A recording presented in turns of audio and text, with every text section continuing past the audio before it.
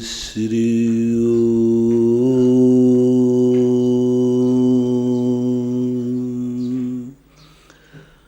नमः सिद्धेभ्यः।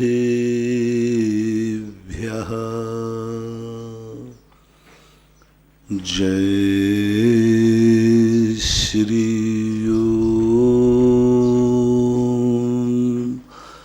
नमः सिद्धेभ्यः।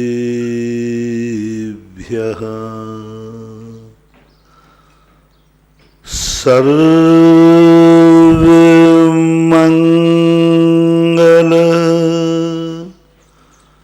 मांगल्यं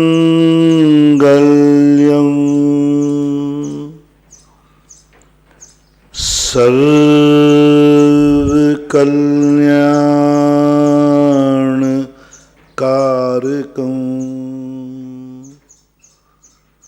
प्रधानं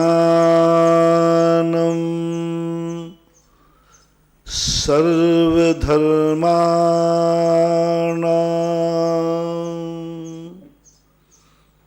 जैनं जयतु शासनं जैनं जयतु शासनं जैनं जयतु शासनं।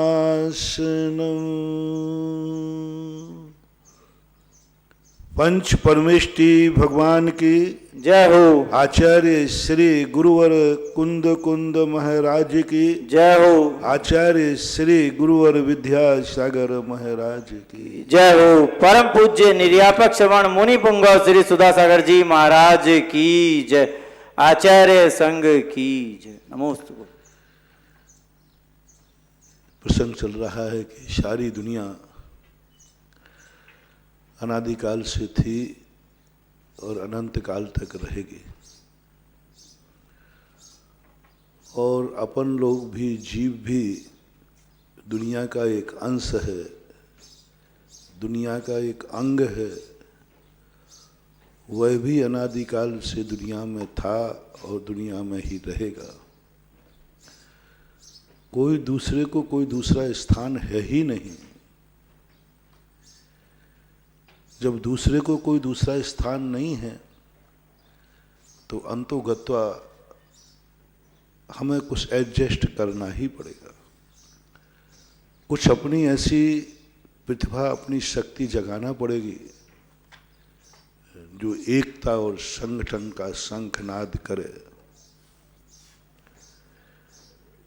एक बार किसी व्यक्ति ने पूछा कि भारतीय लोगों को, खास तौर से जैनियों को, हिंदुओं को भारत से इतना प्रेम क्यों है कि वो इसको माँ मानते हैं, माटी को पत्थरों से। भारत के लोग क्यों राष्ट्र को नमस्कार करते हैं, भारत में क्यों इस माटी की पूजा होती है। कोई देश अपनी माटी को पूजा नहीं करता, माटी को कोई नहीं ले जाता। वंदे मातरम कभी भी कोई देश अपने देश को नहीं भूलता, माता का रूप नहीं देता। भारत क्यों देता है? भारत में ऐसा क्यों है, ऐसा किसी माँ के रूप में? बताते हैं कि रामचंद्र जी भी जब अयोध्या से गए 14 वर्ष के वनवास के लिए, तो माटी लेके गए। 14 वर्ष तक वो माटी को पूजते रहे। बताते विदेही भी जब वनवास गई तो उसने भी माटी को नमस्कार किया। क्यों होता है ऐसा? बहुत सोचने के बाद एक रहस्यमयी बात निकली। मैं भी सोचता था कि भारत तो एक जड़ है, एक पदार्थ है, एक पहाड़, ईंटों का गांव का, एक मिट्टी का ढेर है। इसको लिए क्यों माता मानना? क्यों इतना राग करना? और भारत के लोग आन शान और बान पर इसी के लिए मरे हैं। राजस्थान के तो राजपूत लोग जो इतने हुए, राणा प्रताप जैसे, माटी के लिए ही मरे। कारण क्या रहा होगा? अनेक कारण रहे होंगे, उनका मैं निषेध नहीं कर सकता, लेकिन महत्वपूर्ण कारण हमें देखने में आया जो आज के प्रासंगिक प्रश्नों से जुड़ता हुआ है कि भारत देश के लिए कोई दूसरा देश नहीं है। भारत देश के लिए कोई दूसरा देश नहीं है। कहां जाएंगे? मान लो भारत से नफरत करेंगे तो जाएंगे कहां? ऐसा कोई भी देश नहीं है जहां भारतीय संस्कृति को अपनाने वाले कोई लोग राष्ट्रीय रूप में रहते हो। और जैनियों की तो हाल बहुत बुरे ही हैं। जैनी तो भारत के बाहर अस्तित्व ही नहीं है, कहीं कोई देश नहीं। किसी देश में कौन कहलाते हैं अपने देशवासी? सारे दुनिया के लोगों ने, उनके भगवानों ने, गार्जियनों ने दुनिया में विहार किए, दुनिया को अपना बनाने का प्रयास किया, लेकिन भारत के जितने भी देवता हुए वे सब भारत में ही जन्मे और भारत में ही निर्माण को प्राप्त हो। सच्चा भारतीय कौन? जिसको भारत देश से मोह होगा, जिसके भगवानों का जन्म भारत में हुआ हो, जिनका भगवानों का विहार भारत में हुआ हो, जिनके भगवानों की तपस्या साधना भारत में हुई हो, और जिनका भगवान निर्माण भगवानों का भारत से हुआ हो, वो व्यक्ति सच्चा भारतीय है और वो सच्चा भारत से प्रेम करेगा। भारत को छोड़कर हमारे किसी भी, चाहे हिंदू हो चाहे जैन हो, जितने भारतीय दर्शन हैं, इनके कोई भी देवता भारत से बाहर नहीं गए। ब्रह्मा, विष्णु, महेश, राम, लक्ष्मण, हनुमान, सब ये भारत से बाहर नहीं गए। वो लंका तो जाना पड़ा था उनको, बाहर गए ही नहीं। बाहर से ज्यादा क्यों नहीं गए? उन्होंने योग्य ही नहीं समझा। उन्होंने भारतीय संस्कृति का वहां बीजारोपण नहीं किया, क्योंकि वहां वो फसल होगी ही नहीं। वहां का वातावरण इतना गंदा है कि वहां भारतीय अपनी भारतीय संस्कृति की रक्षा नहीं कर पाएगा। इसलिए एक सीमित होकर के रह गए, बना ही नहीं भारत में। चाहते तो हमारे देवता जैन तीर्थंकर पूरे विश्व में विहार कर सकते थे, आकाश गमन करते थे, शक्तियां थी, देवता थे। मैं बहुत विचार करता हूं कि महावीर स्वामी या 24 तीर्थंकर पूरे विश्व में विहार क्यों नहीं कर गए? कितने लोगों, कितना प्रचार होता, सारे विश्व में आज जैन मंदिर होते, सारे विश्व में साधु होते, सारे विश्व में उनको मानने वाला होते, सारा राज, कितना बड़ा काम होता यदि महावीर स्वामी एक चक्कर लगा देते सारे विश्व का। एक चक्कर लगा देते, एक बार 24 तीर्थंकर कोई एक बार घुमाते, नहीं गए। गंधर परमिष्टि घुमाते, चारण रिद्धिधारी मुनिराज घुमाते, कोई नहीं गए। क्यों नहीं समझा उन्होंने? वो तो धर्म के प्रचारक थे। तीर्थंकरों ने तो हमेशा धर्म का प्रचार सोचा है। वो तो हमेशा एक ही बात सोचते हैं, सारा जगत सत्य को जाने, सारे लोग वो जाने। उनके तो भावना थी कि हर व्यक्ति सत्य को जाने, अधर्म का नाश हो, पाप का नाश हो, धर्म का प्रचार हो। तीर्थ के प्रवर्तक थे। वो तो प्रवर्तन करने के लिए ही जन्म लिया था। जैसे राजा राजगद्दी पर बैठता है तो उसका सबसे बड़ा पहला काम होता है जो कूटनीतिक होता है, जो संतोषी होता है वो नहीं। संतोषी तो जितना मिलता है उसी में संतोष रखता है, लेकिन जो सही राजनेता होता है वो अपने चारों दिशाओं की सीमाओं को बढ़ाता है। अच्छा राजनीतिक वही माना जाता है जो अपने बाप के द्वारा मिली हुई राजगद्दी की सीमाओं को बढ़ाता है। यानी पिताजी ने जो सीमाएं बांधी थी कि राज्य है, उन सीमाओं को आगे बढ़ाता है, वही सच्चा राजा कहलाता है। जितना बढ़ा लेगा, उसी कोई सीमा नहीं है, जितनी बढ़ाता है बढ़ाने का प्रयास करता है। तो धर्मात्मा का भी क्षेत्र बढ़ना चाहिए। जो धर्म के नायक हैं, धर्म के प्रवर्तक हैं, इनको भी अपना क्षेत्र बढ़ाना चाहिए, जितना बढ़ा सके। ऋषभ देव ने जितना बढ़ाया, अजितनाथ को और बढ़ाना चाहिए था, सबको बढ़ाना चाहिए। और बढ़ा सकते थे, शक्ति थी बढ़ाने की, समर्थ था। साम दंड भेद नीति सब थी, चमत्कार थे, अतिशय थे, 34 अतिशयधारी थी, देवता थे, उनके पास तो सब कुछ था। हमारे पास तो आज कुछ भी नहीं है, कुछ भी नहीं। वो तो चाहे थे तो बहुत बड़ा चमत्कार दिखा सकते थे। बिहार कर देते तो कोरोना महामारी दूर हो जाती। 100 योजन तक भगवान यदि पूरे में ऐसे समय पर भगवान महावीर होते, ओह मजा आ जाता। बाद वो अपने उठते और पूरे विश्व में एक बार घुमाते, सब खत्म। और जहां से तीर्थंकर निकल जाते हैं, 50 वर्ष तक वहां पुनः महाबीमारी कोई दरिद्रता नहीं आती। 50 वर्ष तक। पूज्य सेन स्वामी हरिवंश पुराण, कितनी बड़ी चीज। आज यदि तीर्थंकर का बिहार जहां से इनका 50 वर्ष शब्द दिया उन्होंने, 50 वर्ष तक वहां दुर्भिक्ष नहीं, कोई दरिद्रता नहीं, कोई अनीति नहीं, कोई अन्याय नहीं, कोई चोरी डकैती नहीं, कोई मर्डर नहीं, कुछ भी नहीं होगा वहां 50 वर्ष तक। लेकिन अपन अभी कल्पना तो कर रहे हैं। मैंने थोड़ा सा अभी इस समय क्या है, यही सब चिंतन कर रहा हूँ, कोई रास्ता मिल जाए। तो मैंने भगवान से वार्तालाप की। मैंने कि भगवान, काश यदि आप यहाँ होते पृथ्वी पर, तो आज आपकी बड़ी जरूरत थी। काश आप होते। उस काल में आप थे जिस समय आपकी जरूरत नहीं। आपके अतिशयों का चमत्कार कोई मतलब नहीं है। बदलियां वहीं वहीं बरसे जहां समुंदर थे। बदलियां क्या करें बेचारी, ऊपर के हुक्म थे, ऊपर के हुक्म थे, क्या करें। आप उसी समय अतिशय लेके आए जिस समय अतिशयों की जरूरत नहीं थी। वहां तो चौथा काल था, हमेशा सस्य श्यामला भूमि थी। आदिनाथ के अतिशयों का कोई मूल्य नहीं था, क्योंकि भोग भूमि आए थे, सब तरफ हरी भरी थी, सब सुभिक्ष था, सब अच्छा था, कोई गड़बड़ होने का सवाल ही नहीं। मतलब उन अतिशयों का कोई मूल्य नहीं रहा। भगवान, आज यदि आप पृथ्वी पर होते तो आपके अतिशयों की इतनी कीमत होती, सारा विश्व आपकी जय जयकार बोलता।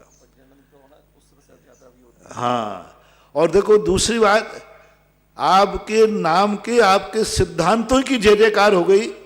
और आप होते तो पता नहीं आपकी कितनी जय जयकार होती। इसलिए भगवान, मन तो बना लो एक आध बार, एक आध कोई तो तीर्थंकर जन्म जाए। पंचम काल, भावना तो कुछ भी करा सकती है। भावना के लिए कोई काल की पाबंदी नहीं होती। भावना वाला निरंकुशया कव्या, जहां ना जाए रवि वहां जाए कवि। इसलिए अपन ने भजनों में लिखा ना, वर्तमान में वर्धमान की आवश्यकता है। अरे भाई वर्धमान आएंगे ही नहीं, अरे नहीं आए तो नहीं आए, हम भावना तो भा ही सकते। भावना के लिए कोई अंकुश नहीं होता। तो महावीर ने क्या जवाब दिया मुझे, मैंने कि भगवान कोई आ जाओ, विधेय क्षेत्र से आ जाओ, विजयात पर्वत से, कोई तो कहीं से सुन लो, एक तो सुन ले। उन्होंने कहा मैं आ भी जाऊंगा तो भारत से बाहर नहीं जाऊंगा। मैंने क्यों, क्या वो प्राणी नहीं है, क्या वो जीव नहीं है?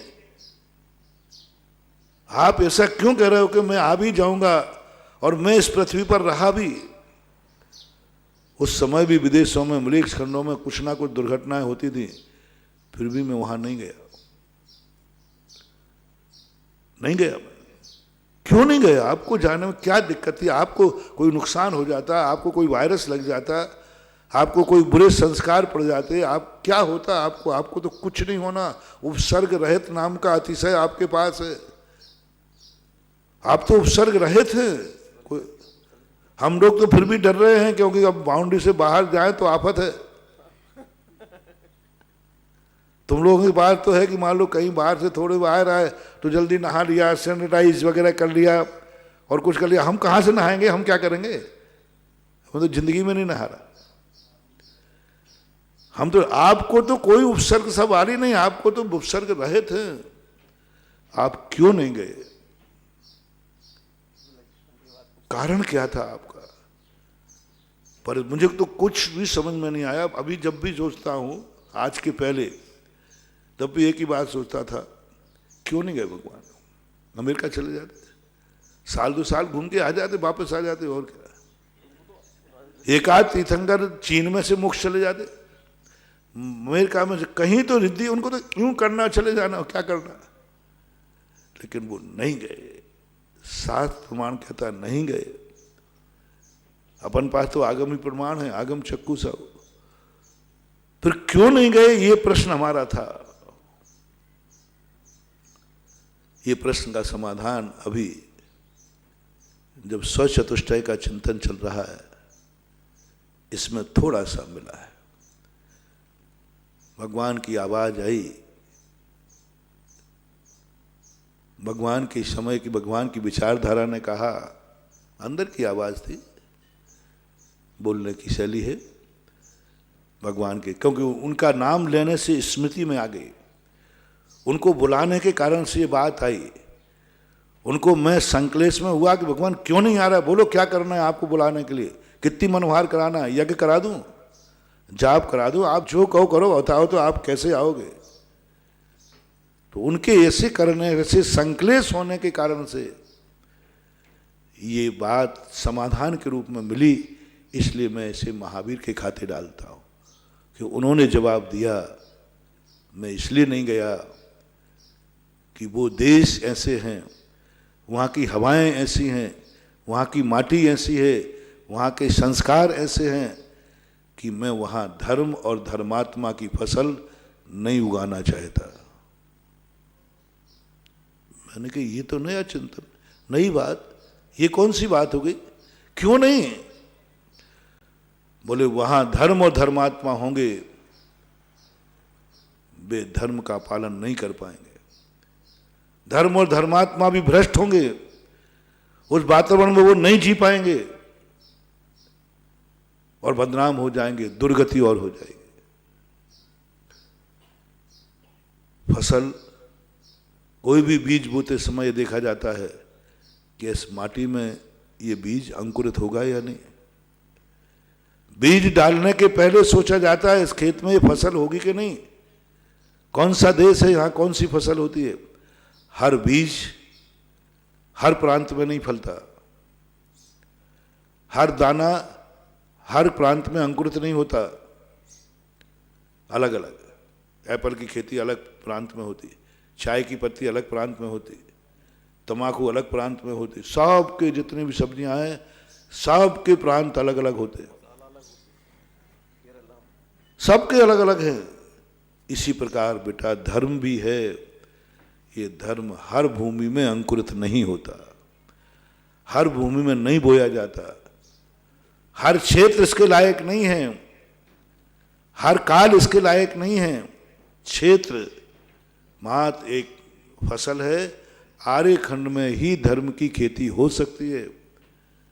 बाहर के खंडों में, बाहर के क्षेत्रों में ये धर्म के लायक नहीं है। काल भी हर काल नहीं है धर्म के लायक। तुम समझते हो धर्म तो शाश्वत है, कभी भी करो, कभी भी करो धर्म, जब चाहे जब कर लो। धर्म के लिए तो क्या करना, समय देखना, धर्म के लिए क्या मुहूर्त देखना, ये धारणा हमारी भी थी, आप सबकी होगी। धर्म के लिए क्या मुहूर्त देखना, क्या समय देखना, कभी भी करो धर्म, कभी भी करो नहीं। मुझे ये बात समझ में नहीं आती थी कि स्वाध्याय का काल नियत कर दिया, इसी समय स्वाध्याय करो, इसी समय आहार करो, इसी समय सामायिक करो, इसी समय प्रतिक्रमण करो। क्यों? प्रतिक्रमण है कभी भी कर लूंगा, नहीं साहब 14 को ही करो, पूनम को करो बस। अरे भाई 15 दिन में कभी भी कर लूंगा, बस एक बात छूट दे दो कम से कम, एकम, दो, तीज, चौथ, पंचमी, कभी जिस दिन होगा 15 दिन में एक बार करना, ये बात तो समझ में आ गई। लेकिन 14 पूनम को ही करना, ये बात समझ में नहीं आती। उसी दिन प्रतिक्रमण करूंगा तो प्रतिक्रमण माना जाएगा, उसी दिन प्रतिक्रमण करूंगा तो क्षमा होगी, उसी दिन समझ में नहीं है। दिन का प्रतिक्रमण उन्होंने समय बांध दिया, इतने बजे करो, उससे उसी समय करना है, कभी भी नहीं कर सकते। सामायिक का समय नियत कर दिया, स्वाध्याय का समय नियत कर दिया, सब चीजें नियत कर दी, काल से बांध दी। क्या मतलब है? कई लोग कहते हैं मंदिरों में अभिषेक कभी भी हो, क्या मतलब है कि समय बांध देना मंदिर में, इसी समय अभिषेक होना चाहिए?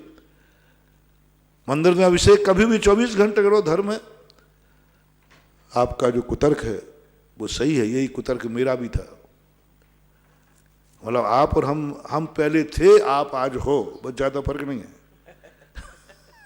हम पहले ऐसे थे, आज अभी तुम हो। और हम भी जानते थे कि धर्म के लिए कोई पाबंदी नहीं, जब चाहे जब जिसको समय मिलेगा करेंगे। जब जो समाधान अभी चिंतन में आया, नहीं, महावीर का स्मरण करते हुए कहा, उन्होंने कहा नहीं, हर काल धर्म के योग्य नहीं होगा। साल भर में सूर्य प्रतिदिन निकलता है, रात भी प्रतिदिन आती है, लेकिन हर महीना हर बीज को बोने लायक नहीं होता। कुछ बीज ऐसे होते हैं जो आषाढ़ में ही बोए जाते हैं, कुछ बीज ऐसे होते हैं जो कुंवार में ही बोए जाते हैं। बीजों का बोने की, फसल बोने का भी समय अलग अलग होता है कि सबका एक ही समय है? किसान भाई लोग जान सकते, सबके अलग अलग। क्यों? माटी वही है, बीज वही है, खाद वही है, पानी वही, सूरज, सब कुछ तो वही है। फिर एक काल निश्चित क्यों किया? इसी काल में बोओगे तो फसल अच्छी आएगी। ऐसा कहते हैं कि एक हफ्ता भी यदि आगे पीछे हो जाए किसान तो फसल बिगड़ जाती है। एक हफ्ते यदि पहले बो दे तो गया काम से, और एक हफ्ते बाद में बोवे तो गया काम से। बोले अपने ऐसा एक बार पेपरों में आया, बोले किसान लोग धोखे में रहे और लेट हो गया फसल। हमने कहा खेत तो है कि नहीं, कोई ले गया क्या, भूत ले गया? नहीं महाराज, खेत है, सब कुछ है, लेकिन बोने का समय निकल गया। यही स्थिति धर्म कहता है, हर काल में तुम धर्म नहीं कर सकते, हर काल धर्म के लायक नहीं है। धर्म का बीज बोने के लिए पहला काल नहीं। कितने कोड़ा कोड़ी सागर का, 4 कोड़ा कोड़ी सागर वर्ष तक कोई धर्म का बीज बोने वाला नहीं आएगा। आई नहीं, क्यों नहीं आ रहा है भगवान? वहां बो ही नहीं सकते, बोंगे फसल ही खत्म हो जाएगी। बो देंगे फसल खत्म हो गई, कोई उगेगा ही नहीं वहां पर। भोग भूमि में धर्म का बीज बोने से धर्म की फसल नहीं होगी। 3 कोड़ा कोड़ी दूसरे काल के, फिर 2 कोड़ा कोड़ी, कितने हो गए? 8, 9 कोड़ा, सब मिलाकर के 9 कोड़ा कोड़ी हो गए। 3, 2, 5 और 4, 9, 9 कोड़ा कोड़ी वर्ष, असंख्यात वर्ष हो गए। उस समय इस भूमि बंजर भूमि रहती है धर्म के लिए, संसार के लिए नहीं। संसार की तो बहुत अच्छी फसल होती है, 5 इंद्रियों के विषय बहुत अच्छे होते हैं, धन वैभव दौलत सब अच्छा होता है। धर्म की फसल 9 कोड़ा कोड़ी सागर वर्ष तक बीज नहीं बोया किसी ने। चौथा काल में मात्र एक चौथा काल है जिसमें सही सलामत फसल होती है। विधेय क्षेत्र में कहो, आप विद्यान में हो, तो वहां चौथे काल का वातावरण है सदा। चौथे काल का वातावरण रहता है, सदा वातावरण रहता है, इसलिए वहां फसल हो जाती है हमेशा। अपने देश की बात कर रहा हूं, चौथे काल में मात्र फसल की अच्छी फसल आ सकती है। एक 10 कोड़ा कोड़ी सागर वर्ष में 1 कोड़ा कोड़ी सागर वर्ष, उसमें भी 84,000 वर्ष कम हो। हाँ, 42 पंचम काल और छठा भाग, 2 काल उसमें चले जाएंगे। 2 काल उसमें चले जाएंगे, लेकिन समूह मिलाओ तो 84,000 वर्ष आ जाएगा। यानी कुल मिलाकर 10,000 में 42,000 कम कर दीजिए, 1 कोड़ा कोड़ी सागर वर्ष में धर्म की फसल बोई जाएगी। ये जब चिंतन की कसौटी पे आया तो मेरी श्रद्धा बढ़ गई, हर चीज समय से करने पे ही फल देगी। पहले मैं नहीं समझता था, मैं कहता नहीं, ये पाबंदी होना ही नहीं चाहिए, छोड़ दो, जब चाहो जब धर्म करो, 12 मास खुले हैं। नहीं, उन्होंने कहा कुछ धर्म ऐसे हैं जिनके लिए नियत काल, मुहूर्त देखो, समय देखो। सभी कार्य बिना मुहूर्त के नहीं हो सकते। हाँ, कुछ कार्य ऐसे हैं जो बिना मुहूर्त के होते हैं। भोजन अब मुहूर्त से नहीं करना, लेकिन पहले दिन का भोजन मुहूर्त से करना। पहले दिन बच्चे को कुछ खिलाना है मुंह में तो उसके लिए मुहूर्त करना, प्रतिदिन के लिए कोई मुहूर्त नहीं है। हाँ, अब कुछ चीजें ऐसी हैं जो जिंदगी में करना पड़ती हैं। अब सुसु बाथरूम जाना है तो मुहूर्त देख के जाएंगे, कहाँ जाए? बहुत सारे के लिए मुहूर्त नहीं देखना। कुछ घसपतवार होती है ऐसी जो कभी भी उगती रहती है, कभी भी उगती रहती है, लेकिन जो फसल है, जो खाने योग्य है, वो तो मुहूर्त देख करके, समय देख कर करना। तब से मेरी धारणा बनी कि नहीं, हर चीज में यदि फल चाहिए है तो समय से करोगे तो फल मिलेगा, और समय से नहीं करोगे तो निष्फल जाएगा। ये प्रकृति प्रदत्त उपहार बता रहा हूं, जो भगवान ने दिव्य धुनी के अंदर कहा होगा उस समय, जो अपने ज्ञान में अभी आ रहा है। उन्होंने कहा देख ले, तू समय की मेरी बात मत कर कि कभी भी कर लूंगा।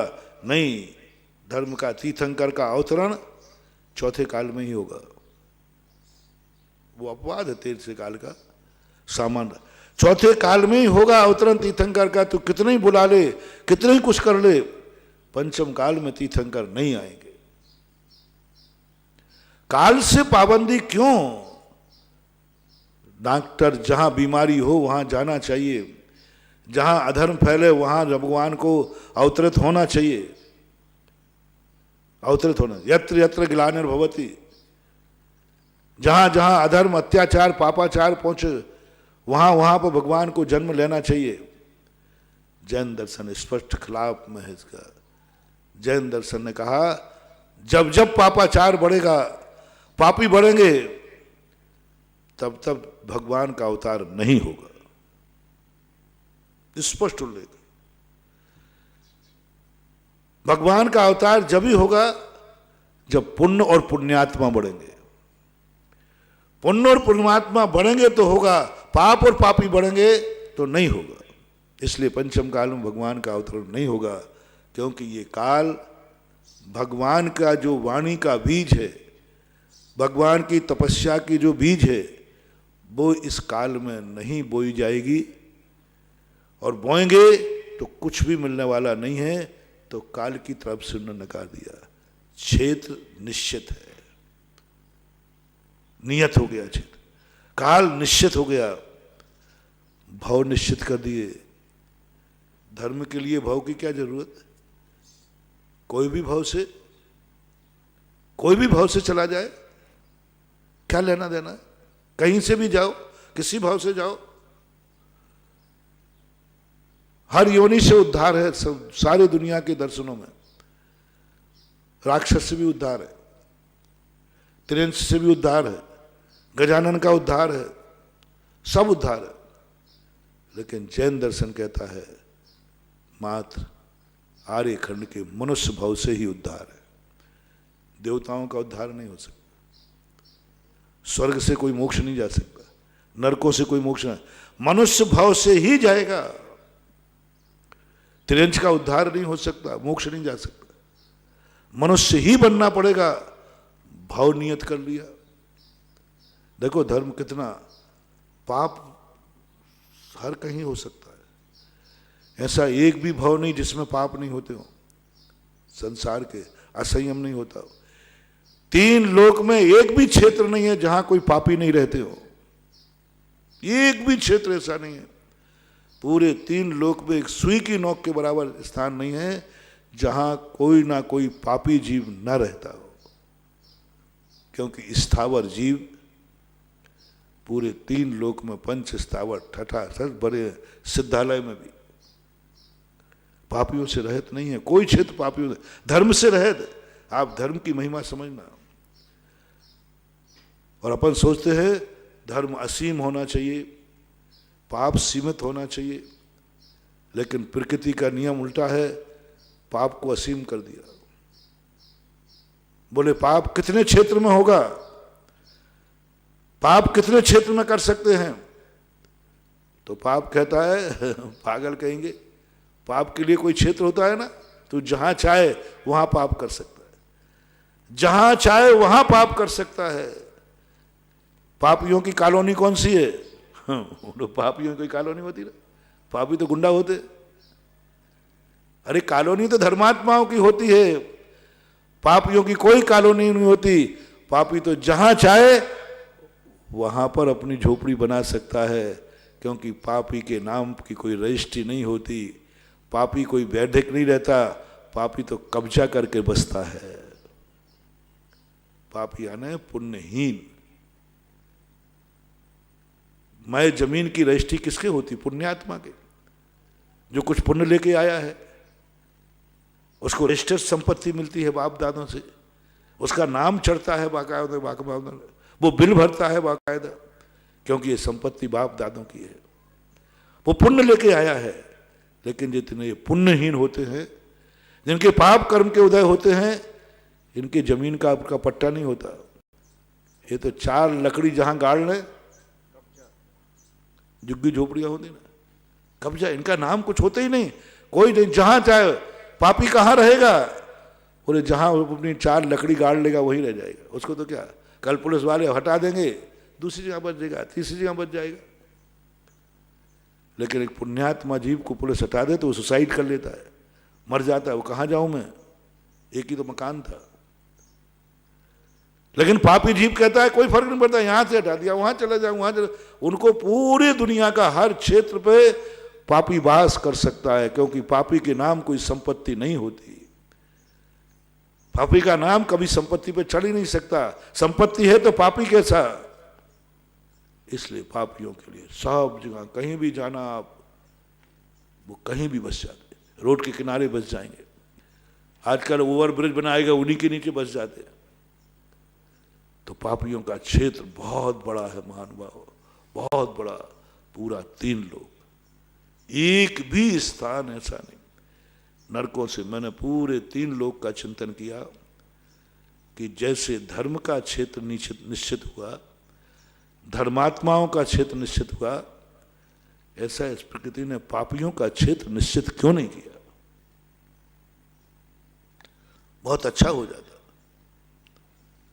मैं तो इस पक्ष में हूं कि पापी और पुण्यात्माओं का बंटवारा हो जाए, एक प्रांत निश्चित कर दिया जाए, यहां पापी पापी रहेंगे, यहां पुण्यात्मा ही पुण्यात्मा रहेंगे। लेकिन फिर भाई यहां भी तो आ जाते हैं, अर्वत तो ये वहां उनका मुलेक्षण में रहते, लेकिन भाई यहां भी तो घुसपैठ कर लेते हैं। कहीं तीर्थंकर के बहाने आ जाएंगे, कहीं चक्रवर्ती के बहाने आ जाएंगे, और वही घुसपैठ तो कोरोना फैलाते हैं। बंटवारा हो जाना चाहिए, एक आचार और एक विचार वाले एक स्थान में रहना चाहिए, विपरीत विचार आचार वाले नहीं। जिनके आचार विचार हो, जिनका भगवान एक हो, जिनका गुरु एक हो, जिनके धर्म एक हो, वे सब एक स्थान पर रहो, बंटवारा करो, सब अपने अपने बंटवारा कर लेना चाहिए। बड़ी सुखी हो जाएगी दुनिया, सब सुखी हो जाएगी, कोई झगड़ा ही टंटा नहीं होगा, क्योंकि सबके आचार विचार एक है। लेकिन ये बंटवारा नहीं हो सकता, नहीं हुआ, पापी को कोई नहीं रोक सकता, क्योंकि पापी सड़क के रास्ते नहीं आता है, पापी रास्ते से नहीं आता है। धर्मात्मा, पुण्यात्मा, सज्जन पुरुष मेन रास्ते से आते हैं, क्योंकि वो इज्जत के साथ आते हैं, सम्मान के साथ आते हैं, टोल टैक्स देते हुए आते हैं, नियम कानून पालते हुए आते हैं, लेकिन पापी कभी मेन रास्ते से नहीं आता।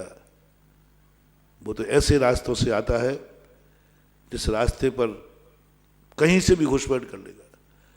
चोर कभी दरवाजे से नहीं आता, चोर कभी दरवाजे से नहीं आता, वो तो ऐसे से आता है। और सेठ हमेशा दरवाजे से ही आता है। इसलिए कोई बंदो सब जगह पूरा क्षेत्र हाउसफुल। चलो ये हो गया द्रव्य, क्षेत्र, काल, भव। कोई भव ऐसा हो जिस भव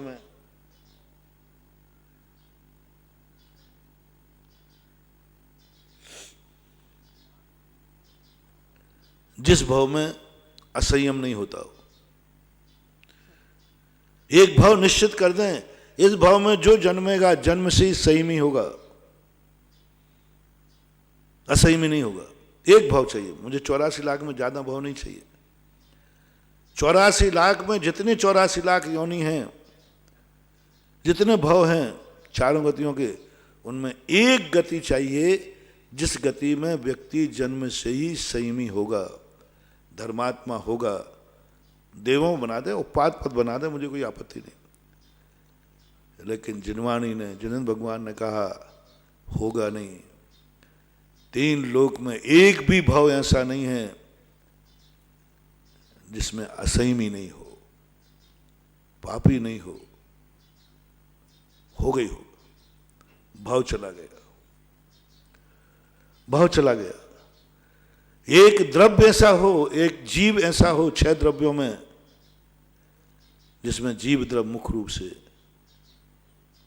एक जीव कोई ऐसा हो जो जीव शुरू से शुद्ध है, आखिरी तक शुद्ध रहेगा, वो भी नहीं।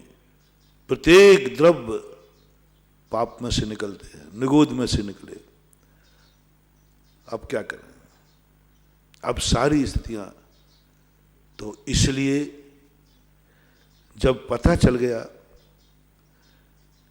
कि पापी तो हर क्षेत्र में रहेगा, धर्मात्मा आर्यखंड में ही रहेगा।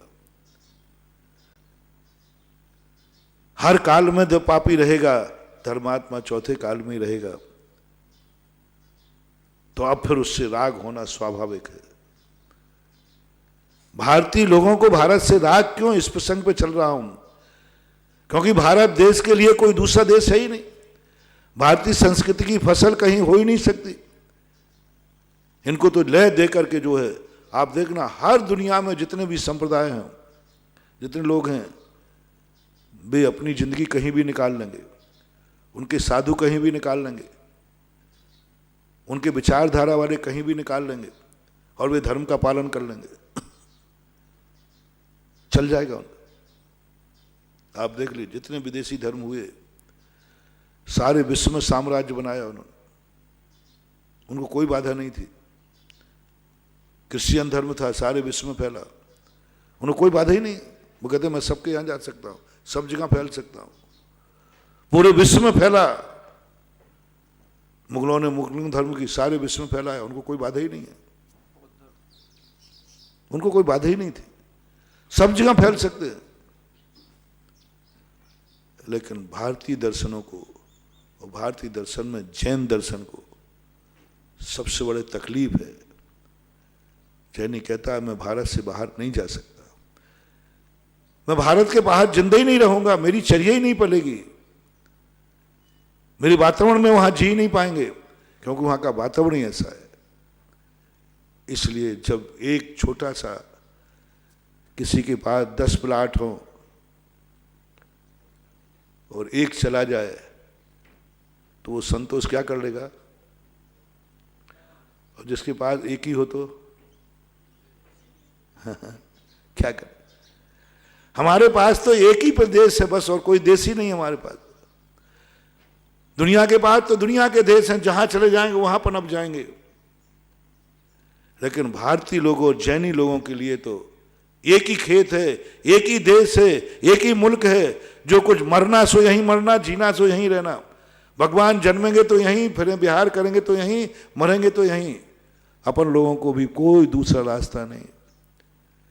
कभी यदि भारत खाली करना पड़े, कभी कोई करावे, तो ये भारतीय लोग, तुम कौन सा देश पसंद करोगे?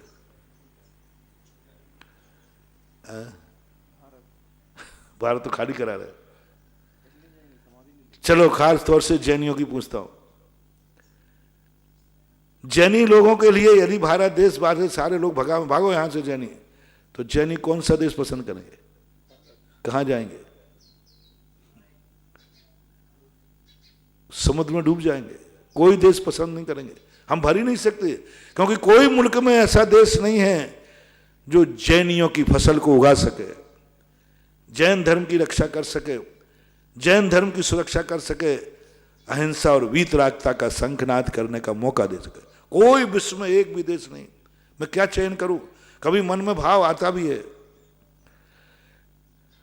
कई बार ऐसा कि मान लीजिए कभी भारत में ऐसी स्थिति आ गई, कई बार हो जाता है, जैनियों से लोग ईर्ष्या करते हैं,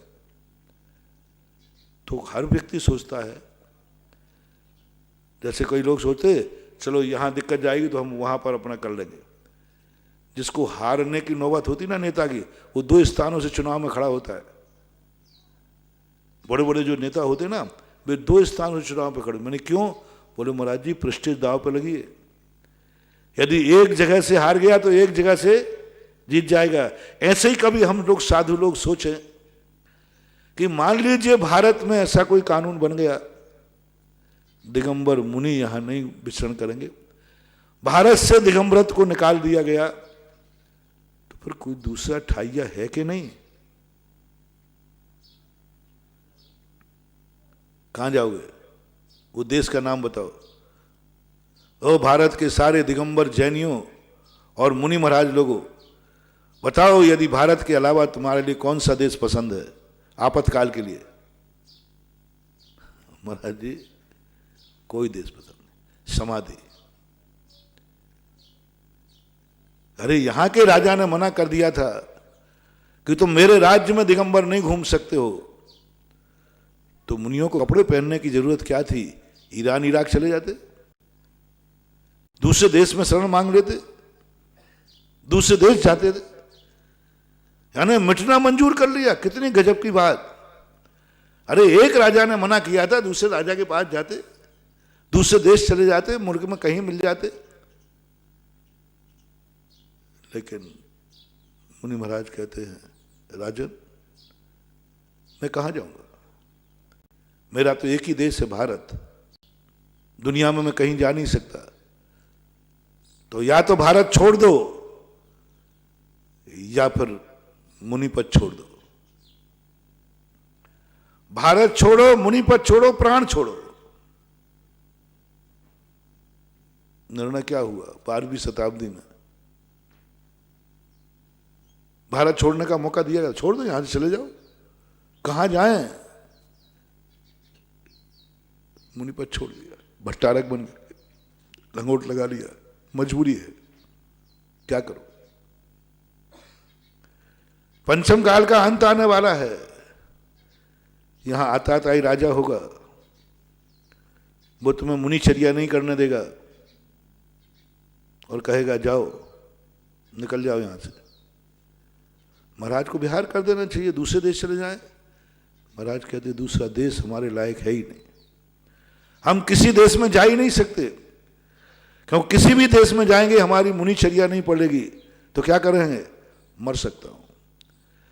दिगंबर मुनि को यदि इस भारत देश की जगह ना दी जाए तो या तो मरेगा या मुनिपद छोड़ेगा, लेकिन वो दूसरे देश में जाना पसंद नहीं करेगा, क्योंकि वहां उसका मुनिचर्या फलेगी ही नहीं, उसके धर्म में अंकुर आएंगे ही नहीं, ना कोई सामायिक होगी, ना ध्यान होगा, ना आहार होगा, मरना तो निश्चित ही है। इसलिए भारतीय और जैनियों के लिए मात्र एक देश है, भारत देश, कहीं नहीं पड़ सकता। खास तौर से दिगंबर जैन मुनि की, हर संप्रदाय का साधु कुछ दिन, कुछ समय दुनिया के दूसरे देशों में गुजार सकता है,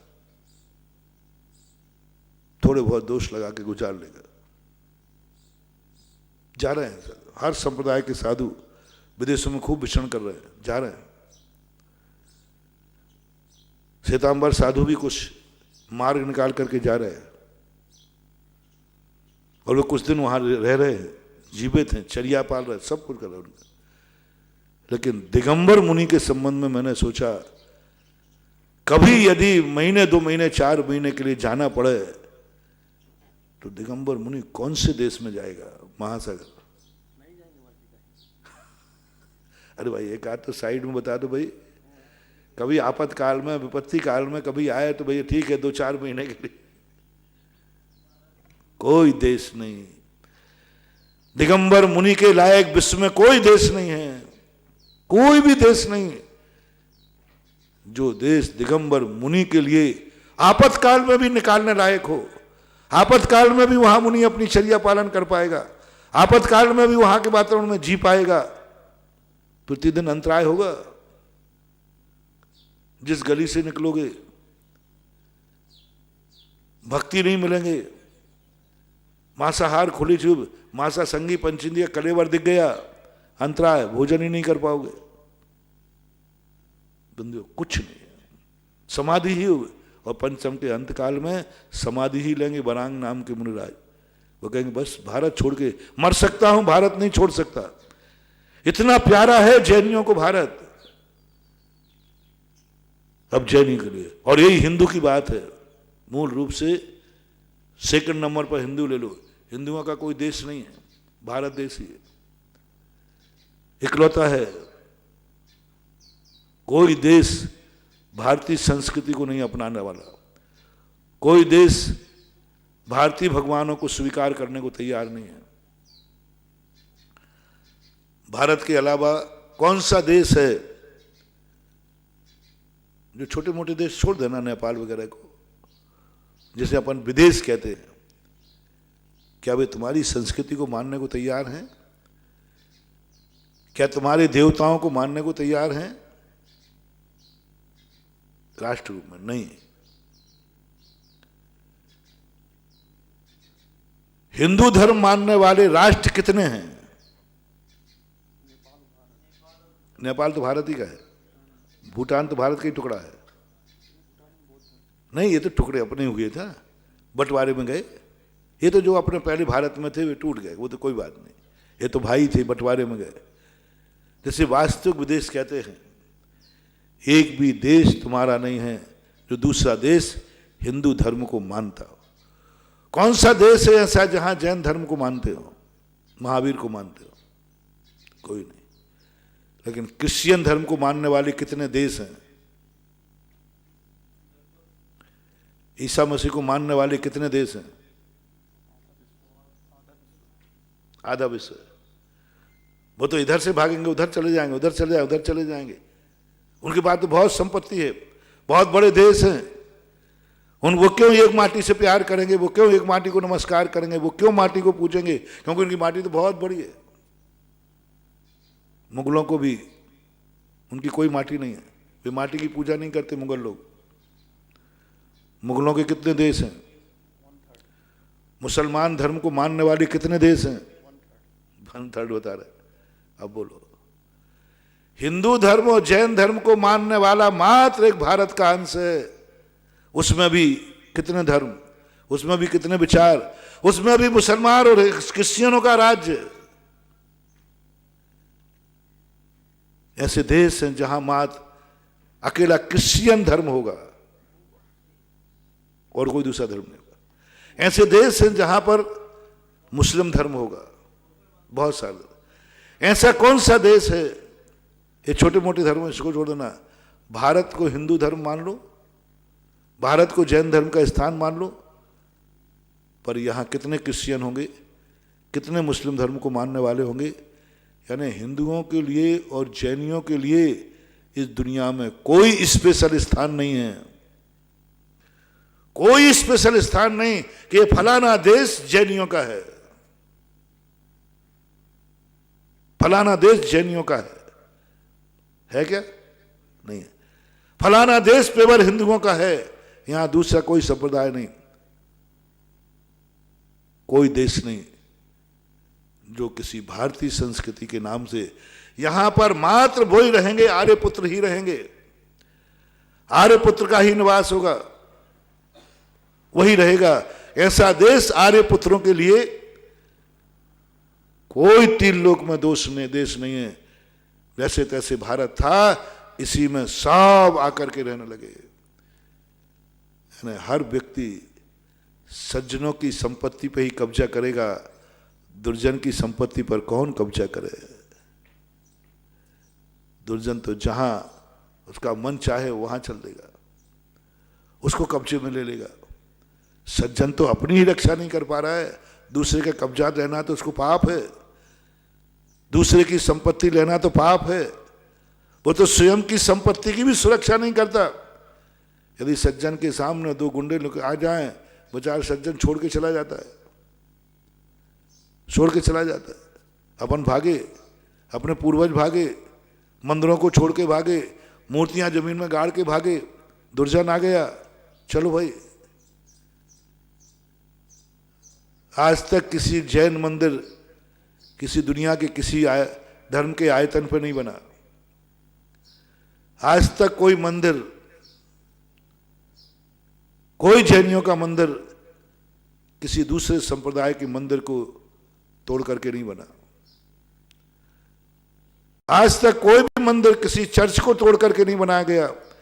आज तक कोई जैन मंदिर किसी मस्जिद को तोड़ के नहीं बना। हिंदू मंदिर भी नहीं बना होगा ओरिजिनल। वो बात अलग है कि पहले हिंदू मंदिर था, फिर मस्जिद बनी, फिर मंदिर, वो तो बात अलग है। वो तो अपनी पुरानी संपत्ति को वापस लेना है। लेकिन ओरिजिनल कहीं मस्जिद रही हो, ओरिजिनल कहीं रही हो न्यू से, और उसको तोड़ करके कोई मंदिर बना हो, शायद मेरे ज्ञान में नहीं हो। कोई हो तो मेरे ज्ञान में नहीं। लेकिन जैन मंदिर का तो दावा कर सकता हूं। एक जैन मंदिर बनाओ, बताओ, जो कि किसी मस्जिद तोड़ करके या गुरुद्वारा तोड़ करके या कोई चर्च तोड़ करके बनाओ, कोई किसी संप्रदाय का मंदिर तोड़ करके बनाया गया हो। नहीं बनाया, बनाएंगे भी नहीं। क्योंकि सज्जन आदमी, महाजन आदमी कभी दूसरे की संपत्ति को हड़पना नहीं चाहता। उसके हाथों उपदेश दिया जाता है, अदत्ता दानम स्थेयम। इनको तो उपदेश दिया जाता है कि दूसरे की बिना दी हुई वस्तु को लेना नहीं, ये चोरी है, पाप है। जिसके भगवान ने, गुरु ने ये उपदेश दिया हो, दूसरे की वस्तु मत लेना, ये पाप है, वो क्या लेंगे। लेकिन अब मैं पूछना चाहता हूं, जैनियों के कितने मंदिर टूट करके अन्य धर्म के आयतन बन गए, कितने मंदिर टूटकर मस्जिदें बन गई, 100, हजारों, सैकड़ों। क्यों? सज्जन दूसरे की संपत्ति पर क्या कब्जा करेगा, वो अपने खुद की सुरक्षा नहीं कर पाता। खुद के कोई चोर आ जाए, कोई गलत आ जाए, छोड़ देता, ले जाओ भाई, ले जाओ, हम शांति से रह लेंगे, बिना मंदिर के रह लेंगे और बना लेंगे। ये सज्जन की, महाजन की पहचान है। लोग जैनियों को महाजन क्यों बोलते हैं, मुझे समझ में नहीं आया। सब मानव हैं, सब मानव जाति है, सब मानव है, सब मानव जाति है, सब जन है, महाजन क्यों? मैंने आमा में एक संपत्ति पर महाजन जैन समाज नहीं छपा था, महाजन समाज की संपत्ति, खातेदारी महाजन। अब महाजन का मैंने कहा महाजन कैसे करें अब, तो फिर मैंने उस समय का रिकॉर्ड निकलवाया कि महाजन नाम की जाति कौन है। महाजन की खातेदारी, महाजन खातेदार लिखा था। मैंने कहा महाजन तो आज वर्तमान में कोई जाति नहीं है।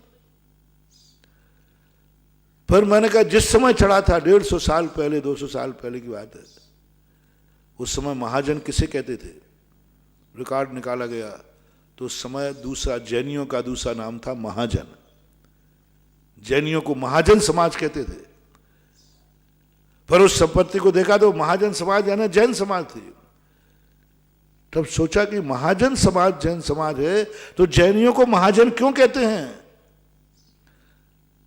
अनेक कारणों में दो कारण। पहला कारण, महाजन दूसरे की संपत्ति पर नियत खराब नहीं करता, दूसरे की संपत्ति पर कब्जा नहीं करता, दूसरे की संपत्ति पर अपना अधिकार नहीं जमाता,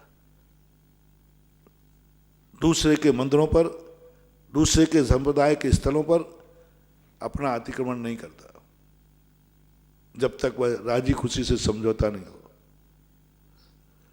दूसरा कारण, अपने खुद की रक्षा करने में समर्थ नहीं होता, स्वयं की संपत्ति को छोड़ देता है, दूर हो जाता है। ये दो कारणों से महाजन होता है। तो प्रसंग ये है कि जब हमारा निश्चित हो गया कि देश में ही हम सीमित हो रहे हैं, देश में ही हमारे नाम से कोई चीज नहीं मिली, हमें तो इसी देश में रहना है। इसलिए भारत देश को हमारे लिए बहुत अनुराग है। बस सम्यक दृष्टि ज्ञानी यही सोचता है, वो संसार से जैनियों ने क्यों हर व्यक्ति से प्यार करना सिखाया? क्यों? मैं सोचता हूं कि पेड़ पौधे सबसे प्यार करो, सबको जीने दो, सबको अभय दान दो, सबसे प्रेम करो, सब में स्वचतुष्टय स्थापित करो, हर चीज में, क्योंकि तुम्हें यहीं रहना है। तुम इस दुनिया को छोड़ के नहीं जा सकते हो, दुनिया कभी तुम्हें नहीं छोड़ेगी, तुम भी नहीं। दोनों को यहां रहना है। दोनों एक दूसरे से बैर मत करो, जल में रहकर मगर से बैर मत करो। ये सीता का पीहर और ये रावण का रास्ता, ऐसा मत बनाओ। जैन दर्शन महावीर ने बहुत सोच के कहा, हे मेरे फॉलोवरों, इस सृष्टि में से कोई भी जीव है, इस सृष्टि को, हर सृष्टि को प्रति घृणा मत करना, इसको मिटाने का भाव मत करना, इसको उजाड़ना नहीं, स्वचतुष्टय की स्थापना करो, क्योंकि तुम्हें यहीं रहना है। निश्चित हो चुका, तुम्हें यहीं रहना है, कहीं नहीं जाना है। जब तुम्हें यहीं रहना है तो फिर इसको गंदा क्यों करते हो? फिर इससे द्वेष क्यों करते हो? फिर क्यों अपनी जिंदगी में प्रकृति से विरुद्ध चल करके अपनी जिंदगी का नाश करते हो? जो मेरा प्रसंग चल रहा है, जब रहना यही है। मैंने कहा ना, धर्मशाला का 2 दिन पहले तो शायद कहा था, धर्मशाला के जीना का कोना गंदा क्यों मिलता है? धर्मशालाएं गंदी क्यों होती है? क्योंकि उसे मालूम है जो गंदगी मैं करके जाऊंगा, मुझे कल यहां रहना ही नहीं, मुझे कल यहां रहना ही नहीं। पहले दिन गड़बड़ नहीं करेगा, पहले दिन गंदा नहीं करता। जिस दिन जाएगा धर्मशाला की, बेड शीट से जूते पोंछ के जाता है, बेड सीट से जूते पहुंच के जाता है, धर्मशाला हो, हॉस्टल हो, जो भी हो। क्यों? कल मुझे थोड़ी रहना है। बाथरूम को गंदा करके जाएगा, पक्का गंदा करके जाएगा, साफ नहीं करेगा। क्यों? कल मुझे वहां रहना ही नहीं है। ये एक बहुत बड़ी पापी की जिंदगी होती है, जिसका भविष्य अंधकारमय होता है। और आपको अपनी आपकी जिंदगी पर रखना है तो सारे विश्व के लिए मैंने एक थर्मामीटर दे दिया।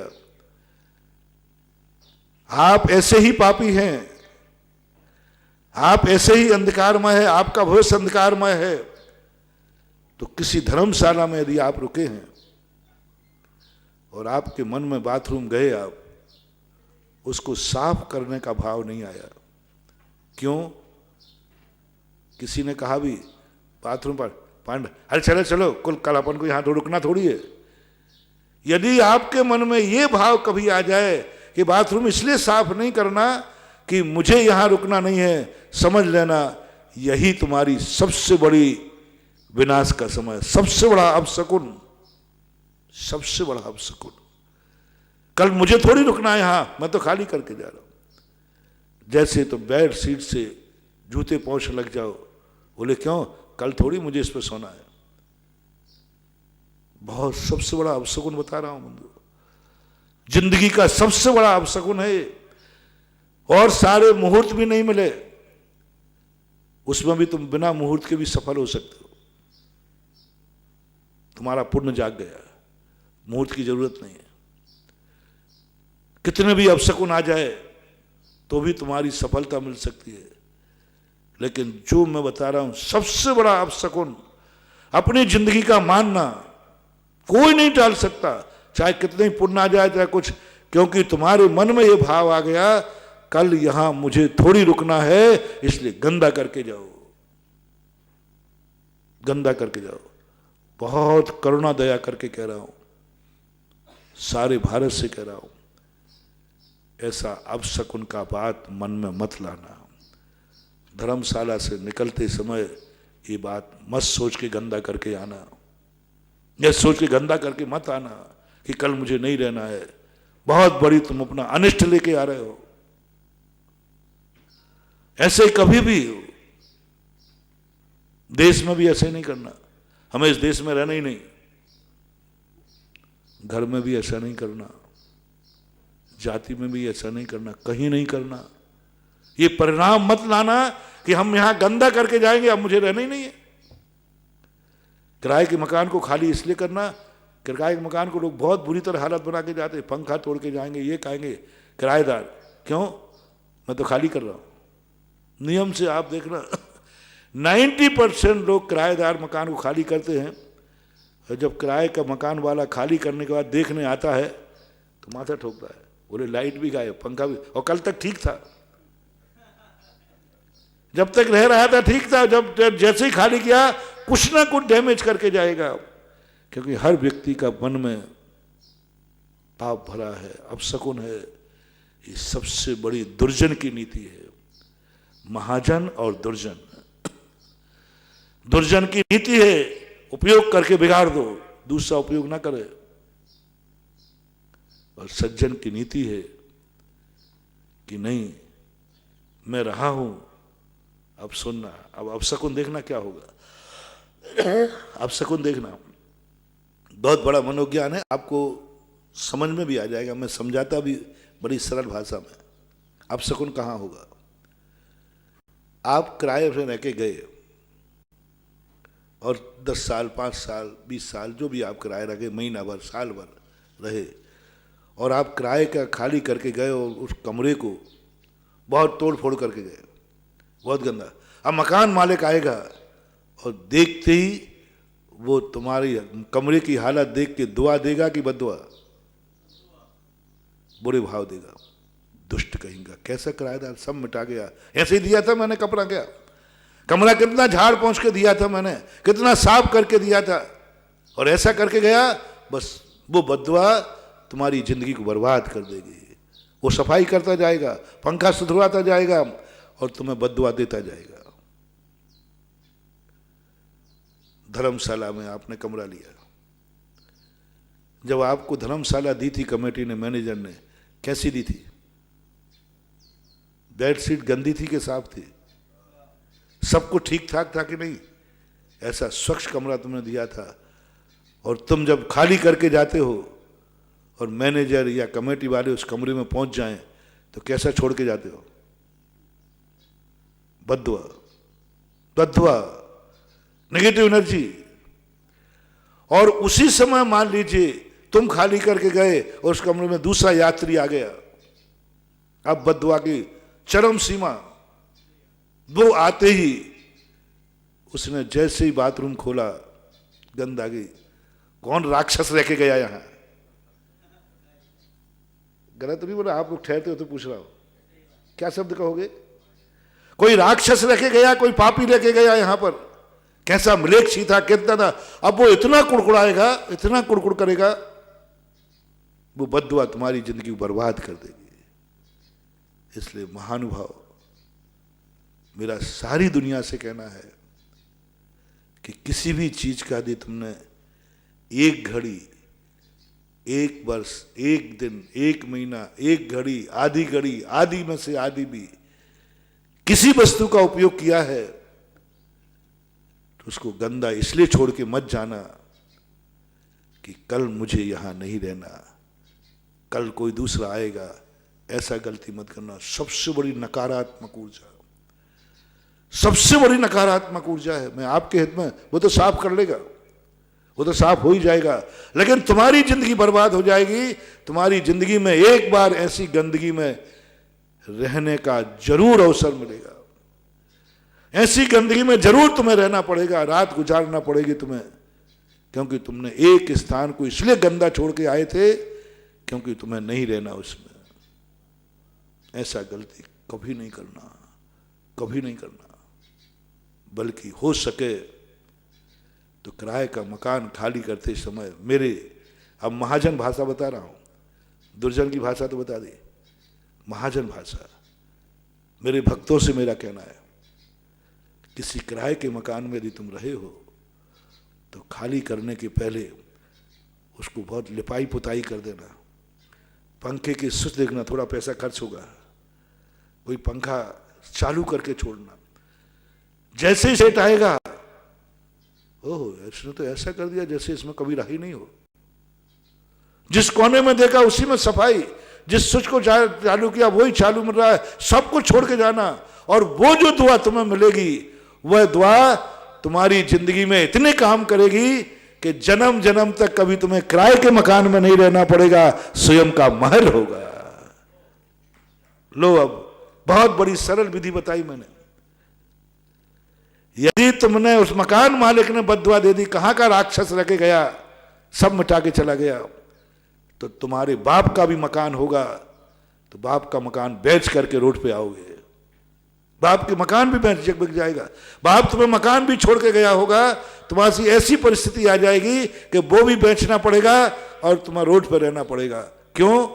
तुम एक बार किराए के मकान को इसलिए गंदा करके गए थे, अब मुझे थोड़ी रहना है, इसलिए तोड़ के गए थे, मुझे थोड़ी रहना है। इसका परिणाम है कि बाप की संपत्ति बिक करके और तुम रोड पे आ गए।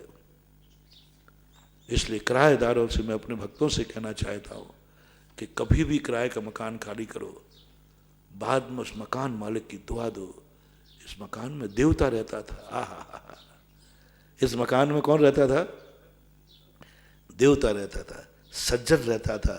देखो मकान को कितना सब शुद्ध करके गया, कमरे में जहां देखे वहां दीप जलता हुआ, पहले स्वच्छ करना, और अच्छा बताऊं, एक दीप जला करके लौट आना, और अच्छा बताऊं, एक सुगंधित अगरबत्ती लगा के आ जाना, क्योंकि तुम्हारे बाद सेठ मकान को देखने जरूर आएगा, उस कमरे को देखने जरूर आएगा। और जैसे वो खोले तैसे उस कमरे में प्रकाश, जैसे ही खोले उस कमरे में सुगंधी, जैसे ही खोले उस कमरे में सब, उसके मुख से एक ही शब्द निकलेगा, ओहो मेरा किराएदार देवता था, महाजन था। यदि ये शब्द किराए मालिक ने निकाल दिया, जाओ तुम्हारे बुरे दिन खत्म हो गए और बहुत जल्दी तुम्हारा खुद का मकान होगा और तुम मकान मालिक बन के रहोगे, क्योंकि तुमने एक दीप जला के आए। महानुभाव, धर्मशालाओं में भी मैं यही कहना चाह रहा हूं, धर्मशालाओं में जब तुम जाओ, जब निकलो, बहुत करुणा दया करके कह रहा हूं, दुनिया माने या नहीं माने, मैंने पहले ही कहा मेरा प्रवचन मेरे भक्तों के लिए है। मेरा प्रवचन, मैं हर प्रवचन अपने भक्तों को देता हूं जो मेरी बात मानते हैं। दुश्मन सुन ले में हमें कोई ऐतराज नहीं है, और मान ले तो मैं मनाही भी नहीं करूंगा, लेकिन आदेश तो मैं दे सकता हूं ना। मैं अपने भक्तों से कह रहा हूं, बहुत करुणा दया करके कह रहा हूं, कभी भी किसी धर्मशाला में रुकना, कमरा खाली करने के पहले एक विचार करना, कमरे में कोई गंदगी छोड़ के तो नहीं जा रहा हूं। मान जाओ मेरी बात, मान जाओ मेरी बात। पूरे तीर्थ क्षेत्र पे तुम रहे, 1 दिन 2 दिन 4 दिन 8 दिन महीना भर, कितने भी रहे, तुमने धर्म किया, शांति विधान किया, शांति धारा की, पूजा की, लाखों करोड़ों का दान दिया, उसको एक तरफ रख दीजिए। और कमरे को यदि आप गंदा छोड़ के गए, कल मुझे थोड़ी रहना है, ये सारा पुण्य भस्म हो जाएगा और एक निगेटिव एनर्जी लेके जाओगे और तुम्हारे लिए ऐसी स्थिति बन जाएगी कि तुम आवास दान के क्या, आवास के लायक ही नहीं रहोगे। इसलिए बहुत आज प्रसंग आ गया, इसलिए बहुत करुणा दया करके आज उपदेश नहीं, भक्तों को आदेश दे रहा हूं, टेक टू ऑर्डर। किसी भी धर्मशाला में रुको, निकलने के पहले महिला पुरुषों सबसे कहना है रुको थोड़ा, उस कमरे में कोई गंदगी छोड़ के तो नहीं जा रहे, बाथरूम खोल के देखो, बाथरूम के लिए नहीं, कहीं मैं बाथरूम गंदा करके तो नहीं जा रहा हूं, पानी डाल के जाओ, शुद्ध करके जाओ। कमरे में किसी कोने में कचरा छोड़ के तो नहीं जा रहे हो, उसे झाड़ू लगा के जाओ, जितना हो सकता है उतना पूरा करके जाओ। कोई पंखा का आदि स्विच तोड़ के तो नहीं जा रहे हो। और जैसे ही तुम ऐसा करके जाओगे, कमेटी या कोई दूसरा यात्री आएगा, वो तुरंत कहेगा इस कमरे में कोई महाजन रह गया है, कोई देवता रह के गया है, हमारे पहले कोई अच्छा आदमी रह के गया, उसको फीलिंग अच्छी होगी, वो तुम्हें दुआ देगा, वो तुम्हें पुण्य देगा। तो जितना पुण्य तुमने मंदिर में रह के कमाया है, उससे कई गुना पुण्य तुम वहां कमा सकते हो। मैं नहीं सही, कल कोई तो आएगा मेरे भगवान का भक्त, हा, क्या बात है विमान भाव, उदारता देखना। कमरा तुम खाली कर रहे हो, क्या सोचना मैं किसका भक्त हूं, भगवान का। और कल यहां कौन आएगा, भगवान का दुश्मन की भगवान का भक्त। भगवान का भक्त आएगा, मेरा देवता और उसका देवता एक ही होगा, मेरा भगवान उसका भगवान एक ही होगा, मेरा क्षेत्र उसका क्षेत्र एक ही होगा, मेरा नमोकार मंत्र उसका नमोकार मंत्र एक ही होगा। वो मेरा भाई तो आएगा, और भाई को हम गंदा छोड़ के जाए नहीं। बोले कमरा साफ क्यों कर रहा है, खाली करना है। बोले नहीं, कल मेरा भाई आएगा, क्योंकि मेरा बाप और उसका बाप एक है, मेरा भगवान उसका भगवान एक है, इसलिए मैं साफ करके जाऊंगा। देखो कितना बड़ा, यानी आप बड़े बड़े पुण्य तो कमाते हो, लेकिन एक छोटा सा पाप कमा करके पुण्य को धूल में मिला देते हो, धूल में मिला देते। हर स्थान पर यही करना। कभी गाड़ी में बैठना, सीट को फाड़ के मत आना, अपन को थोड़ी बैठना है। खिड़की को तोड़ के मत आना ट्रेन में, गाड़ी में, अपन को थोड़ी बैठना। कई लोगों की आदत होती है, चलो अपन उतर रहे हैं, सीट को फाड़ दो। किसी भी स्थान में, ये तो उपलक्षण दे रहा हूं, हर स्थान पर बस कुल मिलाकर के आज सारे जगत के लिए मेरा उपदेश है, कभी ये मन में भाव मत लाना कि मुझे तो यहां से छोड़ के जाना है, मैं मचा के जाऊंगा, मैं गंदा करके जाऊंगा, मैं ऐसा करके जाऊंगा कि ये कहीं का नहीं रहेगा। ये विचार तुम्हारी जिंदगी, वो तो समझ जाएगा, उसको कुछ नहीं करने वाला, वो तो झाड़ू लगवा लेगा, गालियां दे के लगाएगा, अब लेकिन तुम बर्बाद हो जाओगे, तुम बर्बाद हो जाओगे। ये सगुन अपने आप में होना चाहिए। और फिर जो दूसरा पक्ष में कह रहा था, घर की बेड सीट से जूते क्यों नहीं पहुंचते, घर के जीने के कोने में पीक क्यों नहीं होती है, क्यों वहां शायद घर में कोई पान नहीं खाता होगा, खाते थे। क्यों? दो कारण। पहला कारण, कल मुझे ही धोना पड़ेगा, और तुम्हारा कारण क्या बन गया, मुझे जिंदगी भी यहीं रहना है, गंदगी होगी तो मुझे ही भोगना पड़ेगी, ये जीना में बदनामी मेरी ही होगी। कोई यात्री आएगा, कोई मेरा ब्याई जी आएगा, रिश्तेदार आएगा, तो वो मुझे ही टोकेगा, कितने गंदे हो जी आप, देखो कितनी गंदगी, यानी बदनामी मुझे। धर्मशाला में तुम पी के गए, तुम बदनाम हो गई नहीं, वो तो कमेटी बदनाम होगी। घर में तो तुम बदनाम हो गए, बेड सीट से पहुंचोगे तो तुम्हें लिए भोगना पड़ेगा, तुम्हें धोना पड़ेगा। तो मात्र घर का एक कारण है कि तुम्हारा फैसला हो चुका है कि इस घर में मुझे जिंदगी भर रहना है, मुझे रहना है, मेरे बेटे को रहना, मेरा बाप रहा है, बस इसलिए आप घर को सुरक्षित रखते हो, घर के प्रति आत्मीयता रखते हो, घर को बिगाड़ते नहीं हो। बस यही उदाहरण मैं देना चाहता हूं। इसके बिना तुम्हें आत्मीयता नहीं आएगी। इस दुनिया को तुम किराए का मकान मत मानो, इस दुनिया को तुम पराया मत मानो, इस दुनिया को ये मान के मत भोगो कल मुझे यहां नहीं रहना है, छोड़ना है।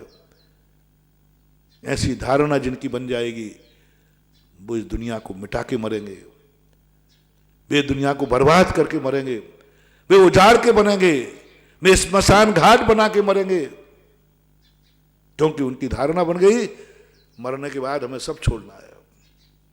जैन दर्शन ने घोषणा की पहले इनको कैसे बनाऊं, इनको कैसे सम्मेलन कराऊं, कैसे इनके विचार अच्छे करूं, तो जैन दर्शन ने घोषणा कर दी, हे मरने वालों, हे जाने वालों, ये तुम्हारी मिथ्या धारणा है, तुम दुनिया को छोड़ करके कहीं जा ही नहीं सकते, तुम्हें अनादिकाल से दुनिया में थे और अनंत काल दुनिया में रहोगे। जिनके साथ हो चींटी है तो वो भी तुम्हारे साथ रहेगी, दुनिया में कहीं चले जाना, चींटी को मार रहा है, चींटी से रहित नहीं हो सकते, इन्हीं के साथ रहना है। मच्छर भी रहेंगे, सब रहेंगे, दुनिया छोड़ के जाओगे कहां? एक विचार अपनी जिंदगी में आ जाए बस काफी है। स्वयं चतुष्टय की स्थापना करना है पर में, प्रकृति को पर मानते रहोगे, प्रकृति को यूज एंड थ्रू मानते रहोगे। हाँ, किराए वाली बात वही, यूज एंड थ्रू। अभी पढ़ाई करने आया हूं, 6 महीने रुकूंगा चला जाऊंगा। यूज एंड थ्रू इस सृष्टि को मत मानो, किसी भी प्रकृति को यूज एंड थ्रू मत मानो, कल फिर वही तुम्हें भोगना पड़ेगा। ये गिलास जूठा करके मत फेंको, कल तुम्हें उसी गिलास से पानी पीना पड़ेगा, कल तुम्हें उसी गिलास से पानी पीना। जब तुम्हें मालूम है कि कल भी मुझे इसी गिलास से पानी पीना पड़ेगा, तो मांझ के अच्छा रखोगे कि कचड़े में डाल के रखोगे? माता, जब तो मालूम है कल इसी थाली में खाना है, इसी थाली में खाना है, इसी बर्तन से पानी पीना है, तो आप उसे कचड़े में डाल के रखोगे कि साफ करके उच्चासन पर रखोगे? साफ करके उच्चासन पर रखोगे। और जब तुम्हें मालूम कि ऐसा, तो महावीर ने सबसे पहले कहा, क्या गिलास कचड़े में क्यों फेंका? बोले हम, मुझे पानी नहीं पीना, यहां से जाना है। बोले मूर्ख, बोले मूर्ख, कल तुझे इसी गिलास से पानी पीना पड़ेगा, दूसरा गिलास दुनिया में नहीं है। फिर कचरा क्यों, गंदगी गिलास से पानी पिएगा, गंदे पानी पिएगा? तो महावीर ने कहा उठाओ गिलास, ये मान करके गिलास को जूठा करने के पहले ये विचार लाओ, कल फिर मुझे इसी गिलास से पानी पीना पड़ सकता है, तो आपको मांझने का भाव आएगा, उच्चासन पर रखने का भाव आएगा। जब आपको मालूम हो जाए कि कहीं भी मर जाऊं तो भी मुझे दुनिया में ही जन्म लेना पड़ेगा। कहाँ लोगे जन्म? चलो मर रहे हो, कहीं ना कहीं दुनिया में जन्म तो लोगे। दुनिया से बाहर किसी का जन्म नहीं होता। एक प्रकृति से प्रेम करना सिखा रहा हूं, हमें कैसे दुनिया से प्रेम होगा और नफरत कैसे होती है और प्रेम कैसे होता है, ये रहस्य हमें जानना है। नफरत कैसे होती है? जब हम दुनिया को पर मानेंगे, दुनिया को यूज एंड थ्रू मानेंगे, दुनिया को किराए का मकान मानेंगे, दुनिया को छोड़ के जाने का मन में विकल्प आएगा, तो हम इस दुनिया को मिटाने का भाव आएंगे, गंदा कर देंगे, सब कुछ खत्म कर देंगे। सुसाइड करने वाला देखो अपने शरीर की क्या बुरी हालत करके जाता है, क्या बुरी हालत करके जाता है। गाड़ी के नीचे पड़ गए, छत विक्षित होकर मरता है, जहर खा के मरता है, अंदर क्या इस शरीर की दशा कर देता है। क्या धारणा बन गई उनकी? अरे भाई तू आग लगाएगा, शरीर की क्या हालत होगी? बोले हो जाए, मैं तो छोड़ के जा रहा हूं। जहर खा के करेगा, सारे अंदर की नसें फट जाएंगी। बोले लीवर बस्ट हो जाएगा, किडनी बस्ट हो जाएगी। सुसाइड वाला क्या कहता है? उसको मालूम है कि मैं पॉइजन खाऊंगा तो मेरा लीवर, मेरा हार्ट सब कुछ खत्म हो जाएगा, लेकिन वो क्यों खा लेता है? बोले हो जाए, मैं तो इसको छोड़ के जा रहा। गाड़ी के नीचे कटेगा तो छत विक्षित हो जाएगा, टुकड़े टुकड़े हो जाएंगे। बोले हो जाए, मुझे क्या करना है, मैं तो मर रहा हूं। वो कुछ भी नहीं करेगा। और सज्जन पुरुष कहता है कि नहीं, मैं जहर खा के नहीं मरूंगा। समाधि वाला व्यक्ति बीमार होके नहीं मरता, कुछ भी खा के नहीं मरता, बहुत सावधानी से मरता है। सुसाइड वाला भी शरीर छोड़ रहा है और एक समाधि वाला भी शरीर छोड़ रहा है। सुसाइड करने वाला घृणा से भर के छोड़ रहा है, उस शरीर को बर्बाद करके छोड़ेगा, और समाधि लेने वाला छोड़ेगा, छोड़ रहा है, छूटेगा और उन सब वस्तुओं को छोड़ देता है जो शरीर के लिए अनिष्टकारी है। पूज्य वर्षे कोटि महाराज ने समाधि के प्रसंग में कहा हम कैसे शरीर का परित्याग करें, कैसे जिंदगी का परित्याग करें, तो उन्होंने कहा कि सबसे पहले वह चीज छोड़ो जो इस शरीर के लिए अनिष्टकारी है। गजब की चीज है, शरीर के लिए, आत्मा के लिए नहीं। जो शरीर के लिए अनिष्टकारी है वो चीजें सब छोड़ दो, पहले छोड़ा। फिर धीरे धीरे उन्होंने कहा उन चीजों को छोड़ो जो शरीर के लिए तो कोई फायदे की नहीं है लेकिन परिणाम बिगाड़ सकते हैं, ऐसे व्रस, गरिष्ठ शरीर, रस आदि त्याग करा दिए, रस छोड़ दो धीरे धीरे। फिर धीरे धीरे करके शरीर डैमेज नहीं हो जाए। शरीर में कोई सबसे बड़ी जो छपक होता है और जो उनकी समाधि कराने वाले होते हैं, दो चीजों का ध्यान रखते हैं। समाधि के समय बीमारी नहीं आ पाए, और कोई चिंता नहीं, कोई चिंता नहीं। समाधि के समय बीमार न आ जाए, समाधि के समय मन विक्षिप्त नहीं हो जाए, समाधि के समय किडनी बस्ट नहीं हो जाए, समाधि के समय हार्ट अटैक नहीं हो जाए। बस एक ही ध्यान रखना है, बस समाधि में हार्ट अटैक नहीं हो जाए। इसलिए घी चिकना सब छोड़ देते हैं, क्योंकि अब पचेगा है नहीं, बाहर घूमेगा नहीं, क्षेत्र न्यास कर लिया, तो उनका घी पानी सब, घी वगैरह छोड़ दो, क्योंकि अटैक हो सकता है, ग्लूकोज हो जाए,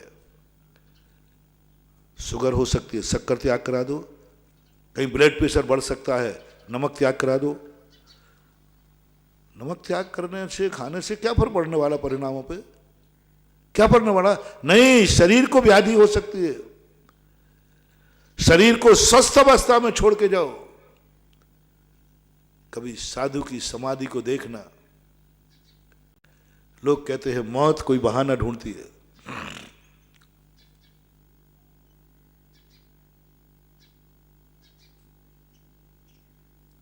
बहुत अच्छा प्रसंग आ गया। जब भी कोई मरता है तो कोई कहते हैं कि किडनी बस्ट हो गई, ग्लूकोज हो गया, हार्ट अटैक हो, कुछ ना कुछ कहते हैं।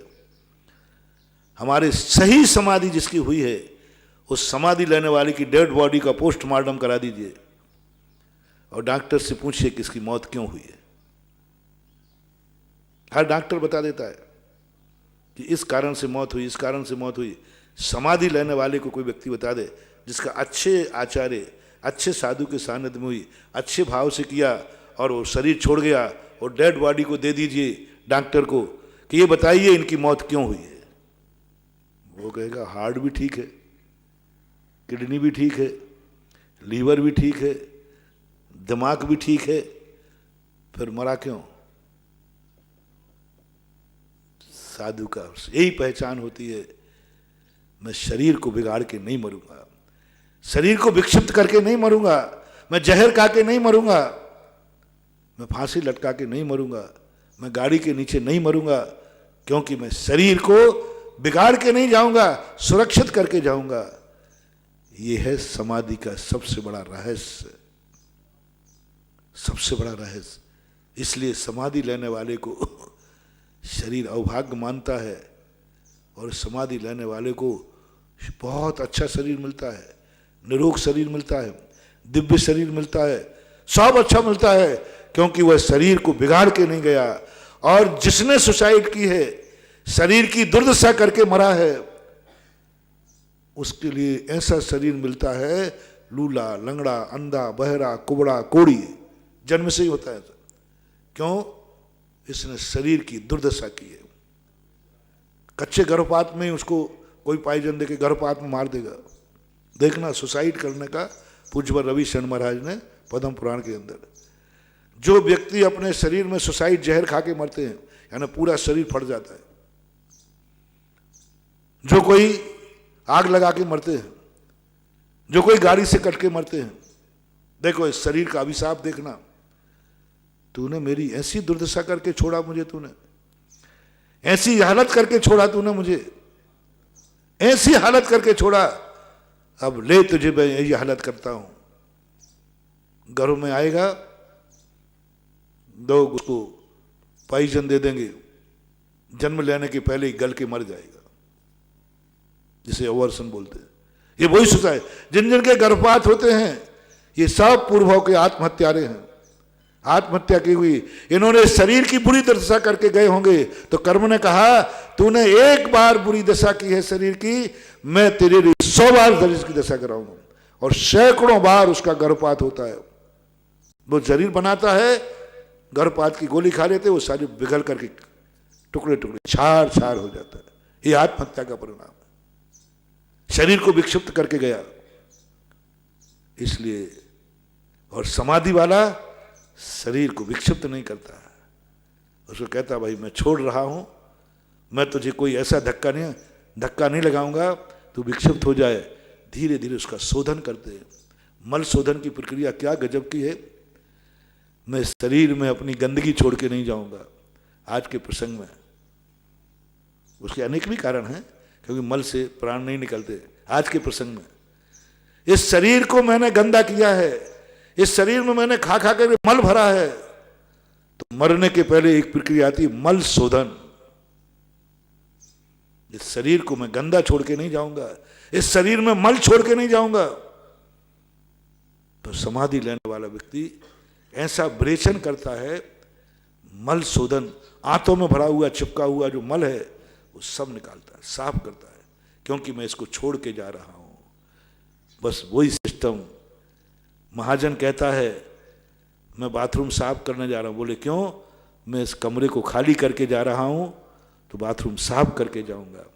यही समाधि वाला कहता है महावीर स्वामी, तो इस शरीर को छोड़ के जा रहा है तो इसकी गंदगी साफ करके जा, मल को निकाल के जा। और काला मल आता, बिल्कुल काला मल जो जिंदगी भर इकट्ठा किया। तो समाधि वाला का मनोविज्ञान, भौतिक मनोविज्ञान समाधि वाले से खुश होता है। देखो इस शरीर के अंदर पूरे मल की सफाई करके गया, किंचित मात्र भी मल नहीं निकलता। समाधि करने वाले का यदि कोई पोस्टमार्टम करे ना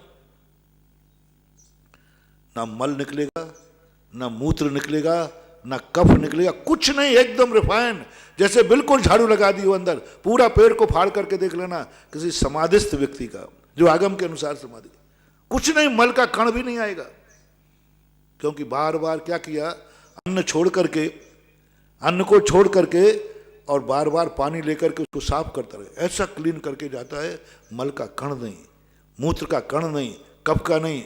अब ऐसा शरीर जब छोड़ के जाता है तो कर्म कहता है हे महान आत्मन, तुम्हें अब ऐसा शरीर मिलेगा कि तुम्हारे शरीर में जन्म से ही खाओगे तो सही, मलमूत्र नहीं होगा,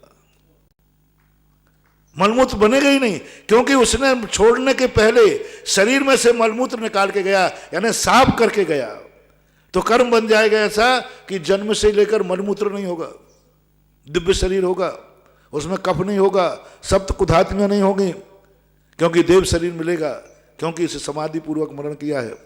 समय आपका हो गया है। आज इतना ही। अपन प्रकृति और स्वचतुष्टय पर प्रकृति से प्यार क्यों करना, प्रकृति के अनुकूल क्यों करना, प्रकृति से अपनी बात नहीं मनवाना है, हमें प्रकृति की बात मानना है। और ये प्रसंग अपना वर्तमान युग को लेकर के चल रहा था। आगे और भी जो चिंतन आएगा मैं आपको बताता जाऊंगा। महावीर भगवान की जय। परम पूज्य निर्यापक श्रवण मुनि पुंगव श्री सुधासागर जी महाराज की जय। समस्त मुनि संघ की जय। जिन वाणी के ज्ञान से सूझे लोकालोक, सो वाणी मस्तक धरूं सदा देत हूँ ढोक। हे जिन वाणी भारती तो ही जपो दिन रहन, जो तेरा शरण आ गया सो पावे सुख चैन। देव भजु हरिहंत को गुरु सेवा निर्ग्रंथ, दया धर्म पालो सदा।